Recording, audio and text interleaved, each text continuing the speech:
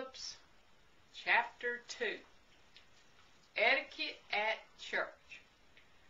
Before I got into the house of the Lord with praise and thanksgiving, I lift up mine eyes unto the town clock, from whence cometh the time to see if I am late. It is not etiquette to be late. Do not hop, skip, jump, or slide in the church vestibule. Tip all the way to your seat. Be sure and do not sit in other people's pews. Jesus wouldn't care, but other people would. Paying money makes it yours to sit in. The first thing you do is kneel down and thank the Lord for your mother and your father and your breakfast and your lunch and your dinner and your lovely wallpaper and your new pink garter belt. Then you can sit and look around just a little bit. Don't turn and look around. That is not etiquette. Kneel when you pray, stand when you sing, and sit when you listen. On Communion Sunday, take off your right glove and leave it in your pew. Don't wait until you get to the rail and the body and the blood comes around. Don't try to drink up all the wine. That is not etiquette. Leave some for other people. Never punch people in church or giggle or cross your legs. Crossing your legs is as bad as scratching or walking in front of people or chewing gum or saying damn.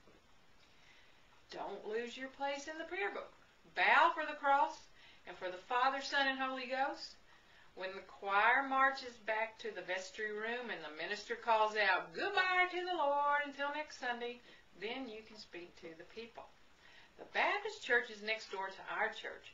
They sing as loud as they can all the time we are trying to pray.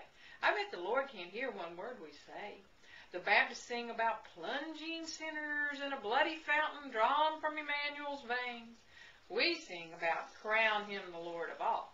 And I think it's much more ladylike to crown the king than to be plunging around in a bloody fountain. I took the cotton off my sore finger once and stuffed it in my ear on the Baptist side. But just once, my mother attended to that. Of all the people who come to church, I love Miss Harris the best. Miss Harris is Mrs. Porter's auntie, and that makes her important. But Miss Harris doesn't care. She just goes on picking beans. She taught me to tell the young ones from the old ones, just like people. She says I'm a good picker. When I ride my pony up to Miss Harris, she plays for me. She plays, "See the train go round the bend, goodbye, lover, goodbye." And I bet she plays that because she knows I am with the railroad. Miss Harris is cute, and when she dies, I am going to cry and cry. Miss Harris takes me fishing, and I carry the worms in the lunch, but not in the same box. The worms are in a can. She stops by the buckboard in front of my house and hollers, "Yoo-hoo!" That's for me. Miss Harris is crippled, and it's hard for her to get out. When I'm with her, I boost her. She says I'm the best booster in town. When we get to the Meadows Creek where we fish, I climb out over the shafts and let down the horse's check rein. Miss Harris says, letting down the check rein is just like getting home and taking off your Sunday corset. But I'm not a horse, and I don't have a corset, so I wouldn't know.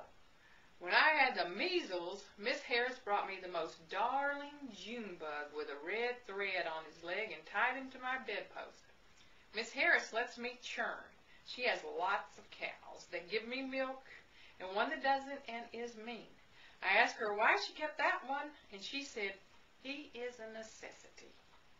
All the other cows have names, but that one, and everything should have a name, so I got me a shingle and painted Mr. Necessity on it, and nailed it on the gate where the gentleman cow stays. And Mrs. Harris says she just didn't understand why she didn't think of that herself. Etiquette is what you are doing and saying when people are looking and listening.